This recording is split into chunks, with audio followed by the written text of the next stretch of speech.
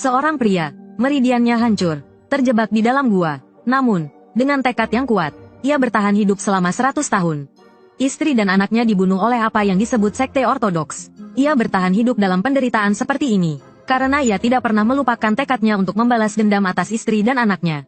Dan dalam kegelapan tanpa akhir ini, ia menyadari rahasia keabadian. Selama ratusan tahun, ia tidak menua sedikit pun. Ternyata, pria itu adalah iblis surgawi yang mengguncang dunia persilatan seabad yang lalu. Dengan ilmu bela diri yang asalnya tidak diketahui, ia menjadi dewa bela diri yang tak terkalahkan, diakui oleh sekte ortodoks dan sesat. Meskipun iblis surgawi adalah pemimpin sekte iblis darah surgawi, memimpin 10 pelindung hukum dan 10 keluarga besar, ia tidak benar-benar menjadi iblis. Sebaliknya, iblis surgawi memiliki hati yang penuh dengan cita-cita kebenaran dunia persilatan. Menurutnya, kejahatan adalah sesuatu yang jahat dan tidak berguna, dan seharusnya menghilang dari dunia persilatan. Karena itu, ia berniat membubarkan sekte iblis darah surgawi, dan diam-diam menyebarkan ilmu bela dirinya ke sekte ortodoks. Ia juga menciptakan 4 senjata dewa yang berisi ilmu bela dirinya dan menyebarkannya di dunia persilatan ortodoks. Setelah mengetahui hal ini, 10 pelindung hukum dan 10 keluarga besar dari sekte iblis darah surgawi memutuskan untuk bergabung dan menyingkirkan iblis surgawi. Namun, iblis surgawi mengetahui rencana mereka, dan sendirian menghancurkan 5 pelindung hukum dan 3 keluarga besar. Karena itu, sekarang hanya tersisa 12 garis keturunan iblis di sekte iblis darah surgawi. Mereka tahu bahwa mereka tidak mampu lagi untuk menyingkirkan iblis surgawi, maka mereka merencanakan untuk menyalahkan pembantaian tersebut kepada sekte ortodoks, memicu perang besar antara sekte ortodoks dan sesat yang berlumuran darah. Untuk mengakhiri perang tersebut, sekte ortodoks harus menyingkirkan iblis surgawi yang bertindak sesuka hati. Akhirnya, mereka terpaksa bergabung dengan 12 garis keturunan iblis. Namun, pasukan gabungan ortodoks dan sesat berperang melawan iblis surgawi selama 7 hari 7 malam. Meskipun kehilangan puluhan ribu ahli, mereka tetap tidak bisa mengalahkan iblis surgawi. Akhirnya, pasukan gabungan menyandera anak dan istrinya, dan menggunakan sihir kuno untuk menyegelnya di dasar gunung. Taktik licik untuk menyandera keluarga lawan ini menjadi rahasia umum di antara generasi tua sekte ortodoks dan sesat. Hal ini menanamkan kebencian yang tak terhingga di hati iblis surgawi. Dan semua ini hanya menyegel iblis surgawi. Namun, versi yang beredar di dunia persilatan saat ini bukanlah versi ini. Baik sekte ortodoks maupun sesat menyepakati versi berikut. Membunuh iblis surgawi dan menghancurkan 8 garis keturunan iblis dari sekte iblis darah surgawi. Akhirnya mengusir sekte iblis darah surgawi ke tembok besar. Dunia persilatan ortodoks kembali damai. Hanya segelintir orang yang mengetahui kebenarannya, bahwa iblis surgawi tidak mati, dan lokasi penyegelannya adalah Gunung Wushan di dekat kediaman keluarga Mao. Saat itu, keluarga Pi memutuskan untuk berperang melawan keluarga Mao demi merebut kembali pusaka mereka, pedang tulang dewa, yang dicuri. Meskipun telah dipersiapkan oleh Fang Quan, keluarga Pi tetap tidak mampu melawan keluarga Mao. Bahkan pemimpin muda keluarga Pi dibunuh oleh He Yuelin dengan satu tebasan. Hanya pemimpin keluarga Pi, Pi Wuguang, yang tersisa. Pi Wuguang mati-matian memancing He Yuelin ke Gunung Wushan yang penuh dengan lava. Ia telah menanam banyak bom petir di sana, bertujuan untuk mati bersama keluarga Mao. Namun, setelah ledakan dahsyat, sesosok tiba-tiba muncul di pusat ledakan. Terlihat ia duduk bersila dengan kaki melayang di udara. Li Ke terkejut. Ia sangat terkejut. Ia adalah seorang ahli yang telah kembali muda, yang tak terkalahkan di dunia persilatan saat ini. Namun, dari jarak sedekat ini, ia tidak merasakan keberadaan orang ini. Li Ke segera menyuruh semua orang mundur. Dia lalu terbang mendekat untuk melihat wajah lawannya dengan jelas. Saat Mi Ke mengulurkan tangannya, sebuah energi besar langsung menghentikannya dan melemparkannya. Ia bahkan tertanam ke dalam gunung. Dalam sekejap, dia terkubur di bawah reruntuhan batu. Saat itu, iblis surgawi mulai tersadar. Dia meregangkan tubuhnya dan menghirup udara segar yang telah lama dirindukannya. Semua orang tidak percaya apa yang mereka lihat. Hanya dengan tatapan mata, semua orang tanpa sadar mundur beberapa langkah. Pria botak itu bertanya dengan gemetar. Dari perguruan mana kau berasal? Iblis surgawi meliriknya dengan jijik. Dia berkata dengan tegas, aku adalah iblis surgawi, penguasa surga iblis darah. Dan, tiba-tiba, iblis surgawi merasakan sakit kepala yang hebat. Sepertinya ada banyak ingatan yang tidak dapat dia ingat. Melihat itu, beberapa orang merasa ada yang tidak beres. Mungkinkah dia kerasukan? Iblis surgawi terlihat meronta-ronta sejenak. Sepertinya akhirnya dia berhasil menekan kekuatan tak terkendali di dalam tubuhnya. Saat itu, iblis pencuri yang menyaksikan semuanya, tiba-tiba melompat keluar, mengabaikan peringatan. Dia datang ke hadapan iblis surgawi, dan langsung berlutut. Dia tahu semua yang terjadi pada iblis surgawi 100 tahun yang lalu. Lalu berkata, hamba, sama seperti iblis surgawi, juga pernah dikhianati oleh surga iblis darah. Hamba pernah membantu surga iblis darah. keluarga Mawuhe, mencuri pedang Dewa Tulang. Tetapi akhirnya dipenjara oleh keluarga Mawuhe di penjara bawah tanah selama 7 tahun. Jadi, hamba bersumpah setia untuk mengikuti iblis surgawi, membantu Anda membalas dendam. Tetapi iblis surgawi sepertinya tidak mendengar apa yang dikatakan iblis pencuri. Dia langsung mengangkat kakinya dan menginjak kepala iblis pencuri hingga hancur. Pria botak itu memandang iblis surgawi yang sepertinya masih belum sadar. Dia mengerti bahwa ini mungkin kesempatan terakhir mereka. Dia menyuruh semua orang untuk menggunakan jurus andalan mereka secara bersamaan. Belum selesai bicara, semua orang melompat bersamaan dan menyerang iblis surgawi. Meskipun tidak sadar, iblis surgawi secara naluriah merasakan bahaya. Sebelum sempat bereaksi, sebuah ledakan besar menggema di langit. Namun, sebelum asap menghilang, sebuah tangan besar tiba-tiba muncul dari asap. Tangan itu meraih cambuk pria botak dan menariknya. Detik berikutnya, pria botak itu ditusuk telapak tangan. Serangan gabungan mereka tampaknya tidak melukai iblis surgawi sedikit pun. Saat itu, pria berkerudung akhirnya mengerti bahwa orang di depannya memang iblis surgawi. Melawannya sama saja dengan bunuh diri. Sisia juga tiba-tiba tersadar. Ini monster yang bisa mengalahkan Paman Like dengan satu serangan. Bagaimana mungkin kita bisa mengalahkannya? Pria berkerudung segera memerintahkan anak buahnya untuk lari. Namun, baru saja terbang, jalan mereka dihadang oleh pedang yang dikendalikan iblis surgawi dari kejauhan. Iblis surgawi mengayunkan pedangnya, dan pria berkerudung beserta anak buahnya langsung meledak berkeping-keping. Sisia dan pria berwajah parut ketakutan. Sepertinya mereka tidak bisa melarikan diri. Mereka bertiga memutuskan untuk bertarung sampai akhir. Mungkin lebih terhormat mati seperti itu. Namun, pria berwajah parut baru saja bersiap untuk bertarung. Iblis langit membunuhnya dalam satu serangan dengan kecepatan yang tak terlihat. Dalam kepanikan, Sisia menggunakan jurus pamungkasnya. Jurus pedang membelah gunung tingkat 13. Satu pedang menjadi langit. Meskipun serangan ini menimbulkan sedikit luka di lengan iblis langit, luka di lengan iblis langit itu sembuh dengan kecepatan yang terlihat. Pikiran Sisia kosong. Ia bahkan tak bisa memegang pedangnya lagi. Sementara itu, Like yang terlempar ke gunung tak bisa bergerak.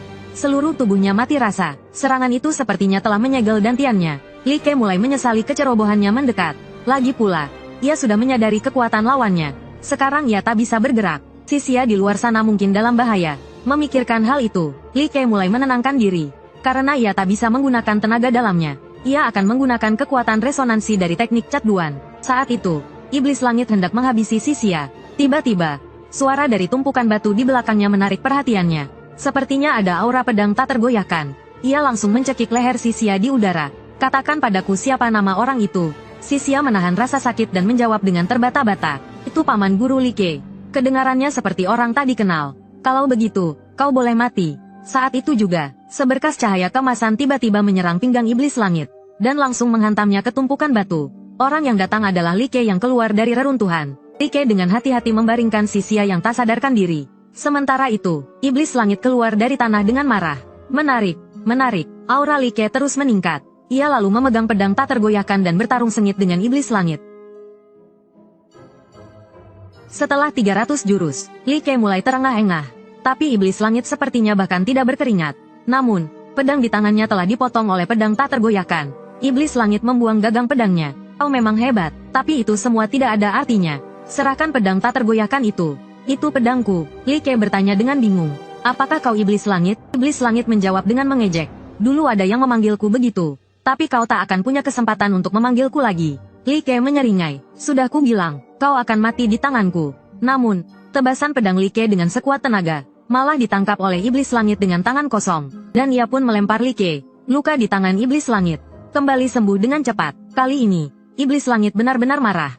Kalau begitu, ku beri kau sedikit pelajaran. Aura merah membara di sekitar iblis langit kembali meningkat. Ia melesat seperti meteor menuju Like. Iblis langit mengubah telapak tangannya menjadi pedang dan menyerang Like bertubi-tubi. Like mengayunkan pedangnya dengan cepat hingga meninggalkan bayangan. Tiba-tiba, iblis surgawi melompat tinggi. Lalu, kaki besar tak terlihat jatuh dari langit.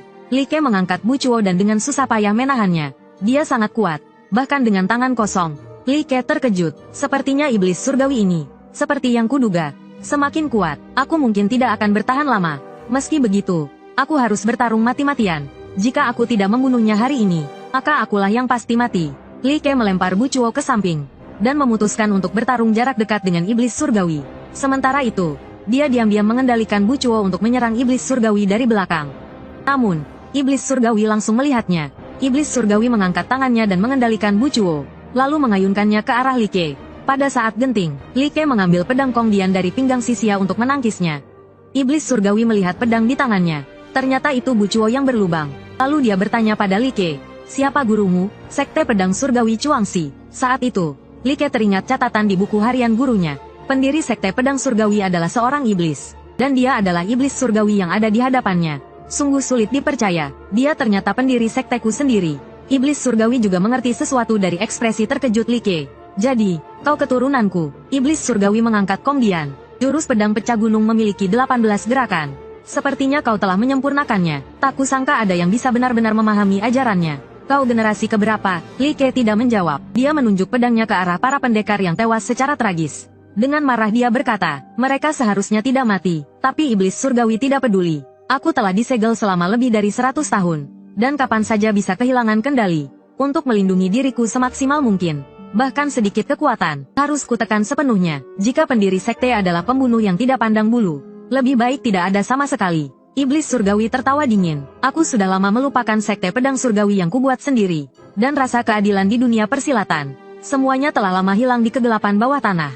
Sekarang, yang ada di pikiranku hanyalah balas dendam. Aku harus membalas dendam." Saat memikirkan balas dendam, iblis surgawi kembali merasakan sakit kepala yang hebat. Sepertinya kondisinya tidak stabil. "Jika aku mengerahkan seluruh kekuatanku, mungkin aku masih punya peluang untuk menang." Li Ke berteriak lantang, "Jika kau membunuh orang tak bersalah demi dendam pribadimu, meskipun kau adalah pendiri sekte, aku tidak akan membiarkanmu hidup." Iblis surgawi menyeringai, "Coba saja kalau kau bisa." Saat itu juga, iblis surgawi mengambil golok besar dari kejauhan, dan menyerangnya dengan ganas ke arah Li Ke. Li Ke tidak mundur, malah maju melawannya. Setiap benturan di antara keduanya, diiringi suara ledakan yang menggelegar. Di tengah pertarungan, Li Ke merasa bingung. Mengapa setelah ratusan tahun, dendam iblis surgawi tidak berkurang sedikit pun? Apa yang sebenarnya terjadi saat dia meninggalkan sekte pedang surgawi? Mengapa dia akhirnya menjadi iblis surgawi dari langit iblis darah? Dia tidak punya waktu untuk mencari tahu semua itu. Li Ke tahu betul dia harus menghentikan iblis surgawi di sini hari ini. Jika dia gagal, dunia persilatan pasti akan dilanda pertumpahan darah.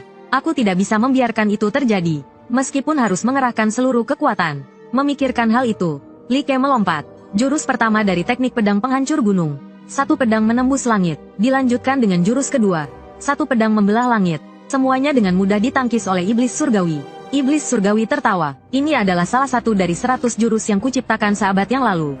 Kau menggunakannya untuk melawan penciptanya? Apa mungkin itu berguna?" Li Ke menjawab, "Coba saja dulu." Teknik pedang penghancur gunung memiliki 18 jurus. Namun untuk mengeluarkan jurus pamungkas, setiap jurus harus digunakan secara berurutan. Tak lama kemudian, dia sampai pada jurus ke-17. Pedang menuju bintang. Li Ke telah mencapai puncaknya. Li Ke terus menekan dengan 17 jurus sebelumnya. Tidak memberi iblis surgawi kesempatan untuk bernapas. Namun, iblis surgawi hanya tersenyum. Jurus ke-18. Satu pedang tanpa batas. Sebuah pedang raksasa berwarna emas turun dari langit. Iblis surgawi tidak menghindar. Dia bahkan tertawa puas. "Luar biasa, kau benar-benar mencapai ranah satu pedang tanpa batas." Ekspresi iblis surgawi perlahan berubah menjadi tegang saat menangkis serangan. Dengan ledakan dahsyat, iblis surgawi langsung tertelan lautan api. Li Ke menatap pusat ledakan. Dia berharap lawannya tidak akan pernah bangkit lagi. Tapi dia iblis surgawi. "Sepertinya aku harus menambahkan jurus itu." Dia telah memutuskan untuk tidak menggunakan jurus pamungkas itu lagi. Li Ke mengangkat kedua tangannya, membentuk simbol Taiji. Ternyata mereka yang melampaui tanpa batas dalam ilmu pedang akan memasuki ranah Taiji. Taiking dan Shaoyang adalah Taiji. Oleh karena itu, pedang adalah satu, hati adalah satu. Meskipun satu, juga bisa menjadi 100. Oleh karena itu disebut 10.000 pedang kembali menjadi satu. Teknik pedang penghancur gunung. Taiji menghimpun pedang. Ratusan pedang raksasa bersama formasi Taiji raksasa melesat turun dari langit. Iblis surgawi takjub. "Kau mencapai ranah Taiji melalui teknik pedang penghancur gunung? Bahkan aku, penciptanya, tidak menyangka." Iblis surgawi tahu kekuatan ini tidak bisa diremehkan. "Kalau begitu, aku juga akan menunjukkan sesuatu yang menarik." Iblis surgawi berubah menjadi bayangan. Cahaya keemasan di sekujur tubuhnya berubah menjadi merah darah seiring meledaknya tenaga dalamnya. Li Ke terkejut. Itu gangguan, itu adalah ranah legendaris yang hanya bisa dicapai oleh pendekar yang melampaui batas kemampuannya. Saatnya mengakhiri pertarungan ini. Li Ke mengayunkan pedangnya. Pada saat yang sama, serangan pedang Taichi yang tak terhitung jumlahnya menghujani iblis surgawi. Iblis surgawi menyadari bahwa bertahan secara pasif dengan energi pelindung bukanlah solusi. Satu-satunya cara untuk mematahkan serangan ini adalah dengan membunuh penggunanya. Memikirkan hal itu, iblis surgawi melompat untuk menyerang Li Ke dari jarak dekat. Semua ini sudah diprediksi oleh Li Ke. Saat iblis surgawi mendekat, Li Ke menggunakan Jurus pamungkas yang diajarkan oleh Master Kong Ye. Teknik caduan, resonansi. Tiba-tiba, sisik emas yang tak terhitung jumlahnya menyerang dengan kecepatan tinggi. Sisik-sisik itu dipenuhi dengan energi pedang Tai Chi. Dalam sekejap, iblis surgawi dihujani serangan. Semuanya berakhir. Energi Li Ke hampir habis. Dia tahu jika dia terlambat sedikit saja, dia pasti akan kalah. Dia pikir iblis surgawi sudah mati. Tetapi setelah debu menghilang, iblis surgawi berdiri dengan terhuyung-huyung. Li Ke terkejut. Apakah dia abadi? Iblis surgawi mengangkat pedang panjangnya. Sisik emas yang tak terhitung jumlahnya sekarang dikendalikan oleh iblis surgawi. Tampaknya kekuatan resonansi Li Ke tidak lagi bisa mengendalikan sisik-sisik itu. Li Ke terdesak ke tepi jurang. Sisik-sisik itu mengelilinginya. Apakah ini akhirnya? Pada saat genting, Li Ke mengerahkan seluruh kekuatannya untuk menggunakan resonansi. Tapi kali ini, dia menggunakannya pada dirinya sendiri. Kekuatan resonansi yang sangat besar menerbangkan sisik-sisik itu. Sebelum dia bisa mendapatkan kembali keseimbangannya, sisik-sisik itu menyerangnya lagi dengan kecepatan tinggi. Akhirnya, Li Ke terdorong oleh sisik-sisik itu ke dalam jurang yang tak berdasar.